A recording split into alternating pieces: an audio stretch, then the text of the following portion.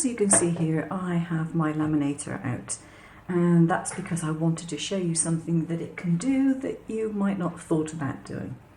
But first of all, what I'm going to do is get some rubbing alcohol and clean off my fingertips,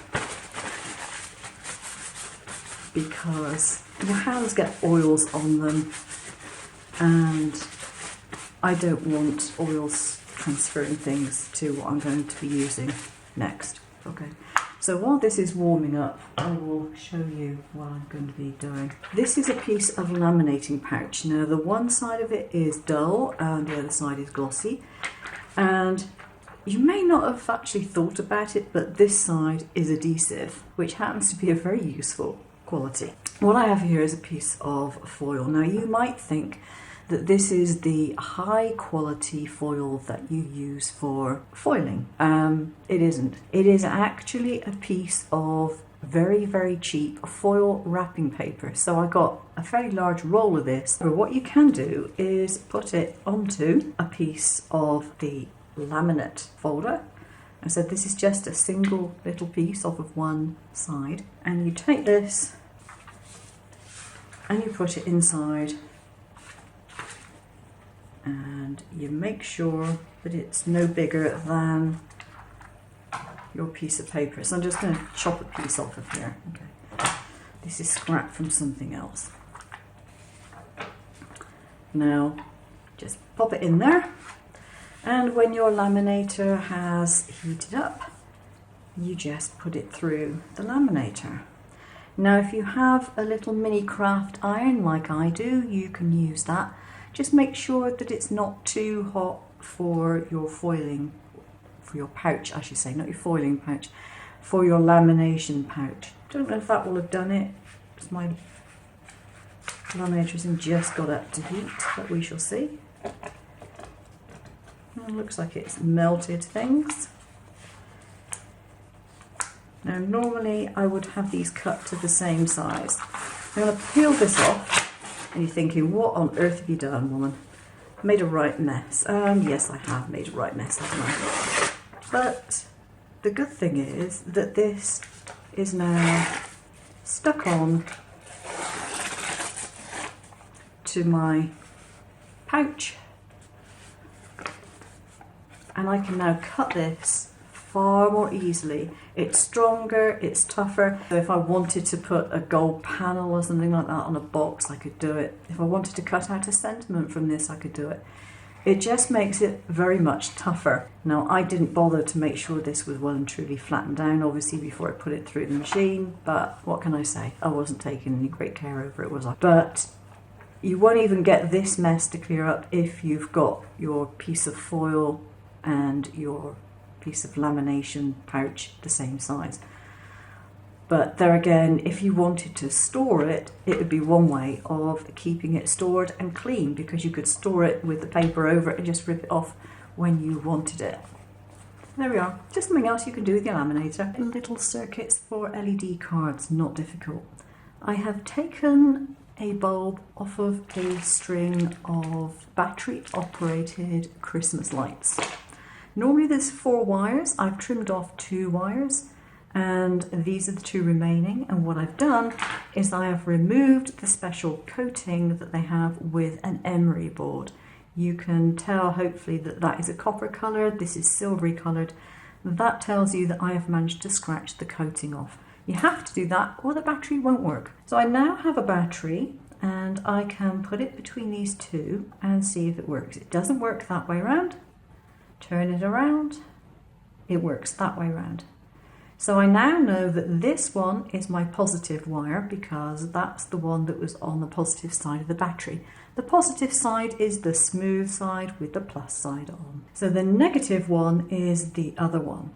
Now I've marked out a very, very simple circuit diagram on here. So the light will go here, a switch will go here, and a battery goes there. So I would want to put my light over where the light switch goes, like so. And all you have to do is stick it down with sticky tape. You don't have to do anything complicated. It can go like that. There we are. And what I would do is put either double-sided tape or double-sided foam tape over where the battery goes. The reason for that is you want your battery to stay in place. So the wire, as much of the wire as you can, goes over there, and the battery goes on the top. There we are. Now I've got some copper tape here. Use a decent quality copper tape. A branded one will be better. You want one which has got conductive adhesive on the back. Without conductive adhesive, it isn't going to work. Now I'm going to test this circuit at the moment by putting the copper over the top of the battery and over the top of there. Whoops. And you can see it lights up. So my circuit, in theory, is going to be fine. Now at the moment the circuit is broken because I've only got it contacting the negative side. The positive side isn't made up yet. But I know that I want to put a switch in. Now the switch is going to be made so that you have something on the outside of your card that you can press, switch on and leave on in this particular instance. You will need to have a hole in the front of your card, one for the light bulb obviously to show through, and another one for your switch. It doesn't have to be really big. I will show you what that's made of in a moment. So I need to take off the backing of my copper tape, and I need to put copper tape from there. I need it to go into the center of that hole, and I can then break it. And I need it to go from the break, tiny little gap, and I need it to go on top of the battery. Now because it has the right glue on it, you can bend this over on itself, and you can double it over and put it over to the battery. Just lie it down there, put it over the top of the battery. And if I get another spare piece of tape just to test it, if I close this, it should light up. There we go, it lights up. So that is all the circuitry needs to be. It's just a circle basically with some breaks in it. There's a break for the switch, there's the light, and then there is the battery. Now you stick this down really nicely so that it's not going to go anywhere. And you can do whatever design you want on the front, and know that when that switch is on, it's going to light up. So how do you make the switch? Well, this is so easy, you're going to kick yourselves. You can buy switches that will switch things on, but it's more common to find little ones that switch on and go off than switch on and stay on. So I've devised a nice easy way of doing this. Most people have some paracetamol or some ibuprofen or whatever to see them through the cold season. And even if you don't normally take medication, you'll probably have something like that in your cupboard. And generally they will come in these little foil packs. So you remove a tablet, or you've probably got one which is being removed already. And on the inside of that little bubble, you put a tiny piece of double-sided foam tape and a little bit of the copper foil. So what happens is you have a hole in the front of your card. This little bubble, this one's all squished because I've been pressing it and unpressing it and all the rest of it. But this little bubble stays on the outside of the card. It goes through a little hole. You just glue it in place. But then when it's all put together, this bubble is over that area there. And when someone presses that down, it will contact and it will stay on like that. Because if you squish this down, all it does is make that foam tape there with the copper tape on it. It makes that go onto that area there. If I push it back out so that that is in its recess and put it over there, nothing happens. But press it nice and flat, and there we go, the switch is on. So that's how you do it without spending a fortune on special kits. There's nothing wrong, I hasten to add, with buying the special kits for doing it if you want to, if you can afford it, if you can get them, whatever. But if you can't afford it, don't want to afford it, or can't get them, then this is another way of doing it. Do you have markers that have run out of ink? Maybe you've tried refilling them and eventually they've just given up. They have not got any colour in, or in the case of these, they just would not stay moist no matter what I did to them. But at the same time you think, well, it's a pen, I don't really want to throw it away. And for recycling purposes, I think it's better if you can reuse things, at least it's not ending up in a landfill. So what I've actually done with this one is I've turned it into an embossing pen, and it's so easy to do. What I did was I pulled it to pieces. With this particular brand, what happens is the grey part pulls out. Now, as you can see from the drip there, I've slightly overfilled this, but what I've done is I stripped it out completely. I got all the ink out of the actual inside bit, which actually looks like a lot of hair bunched together, synthetic fibre hair. It just runs the length of the barrel in this particular brand. And as you can see, I have marked it because I filled it with glycerin. So I wrote glycerin on it and I've put some sticky tape over the top to make sure that doesn't get rubbed off. And the whole object of the exercise for this is that this makes it into an embossing pen. If I do some embossing and I've missed it a little bit and I need to go over it and I can't restamp the image for whatever reason, then using this, and you may just about be able to see the fact that it's gone darker, will enable me to do the embossing where I need to, because I've got a fine point. On the other hand, if I want to do a larger strip of embossing, I've got the chunky point still and I can use that. I've mentioned in the past, if you've watched any of my videos that are on hints and tips, that I have a load of this stuff. Now, for those of you who haven't watched my videos in the past on hints and tips, haven't come across this, I thought I'd do this one again because it is so really, really good. This stuff is actually embroidery backing for doing machine embroidery. It isn't a sticky backed one, it isn't a cloth, it's a paper type one. I don't know how they make it, but it's very, very strong stuff. It's not easily torn. You can get it wet, you can put glue on it, you can put texture paste on it, you can put food dyes on it, watercolour, gouache, sparkle colours, anything you like. And you can make some really great backgrounds with this. You can go for subtle like this one, which has some shimmer in it. You can go for the non-subtle. You can simply use it to wipe up your spills and get good results. You can screw it up so that you get texture on it. You can sponge on it, you can draw on it, and it cuts out nicely. Yeah, basically it is really, really useful stuff.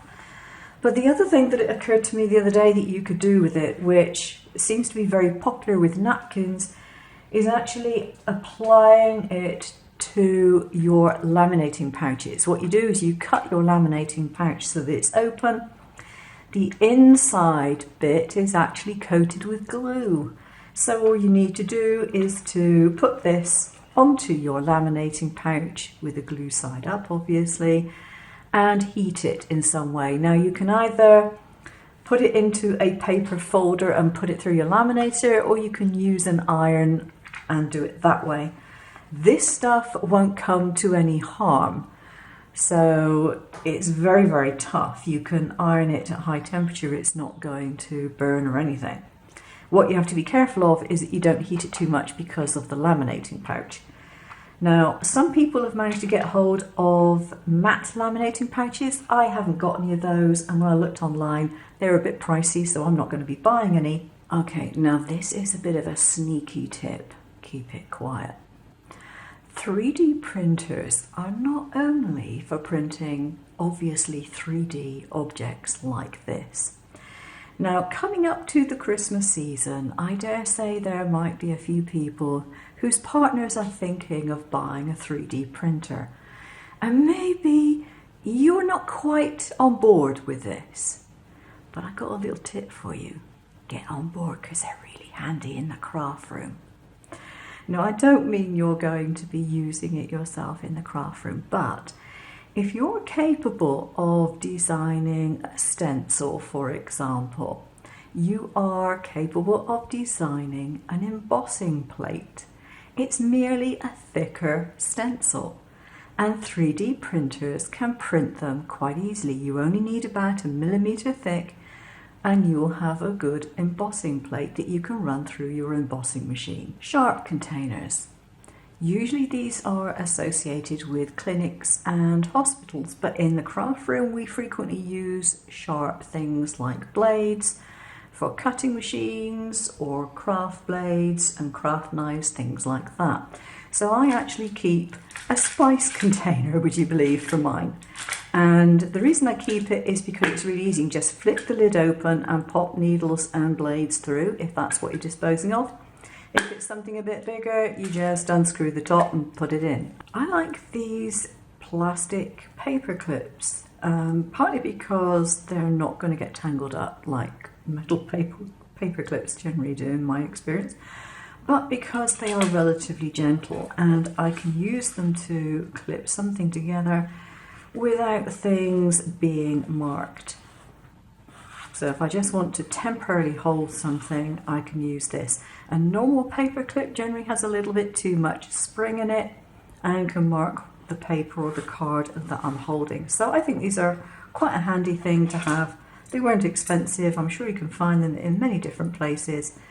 And yeah, I just think they're a useful addition to the craft room. This happens to be a heavy glass tea light holder that I bought in IKEA many years ago. And apart from occasionally using them for tea lights, very rarely, this stays in my craft room because it's a very small, heavy dish that I can put water or glues or paint or anything in. And because it's so heavy, there's very little chance of me knocking it off of my desk. Crafting tools that I prefer. I have quite a few different spatulas and palette knives and things. I have a metal one here and I have a plastic one. My preference is actually for the plastic because I can leave it in water and I won't be worried about it rusting. If you've got something like this, you have to take care of it. You can see from this that I haven't, obviously. Generally speaking, I'm picking things up, putting things down. I put them to one side, maybe I forget about it.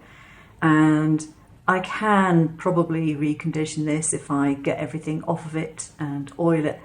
But do I want to bother? Possibly not. Plastic ones are generally cheaper. They are flexible, which is quite handy for most of the things I want to use them for. And I can easily get things off of these if I want to. Yeah, I've got some gold paint on there at the moment. I've let it stay on there, but I'm not bothered.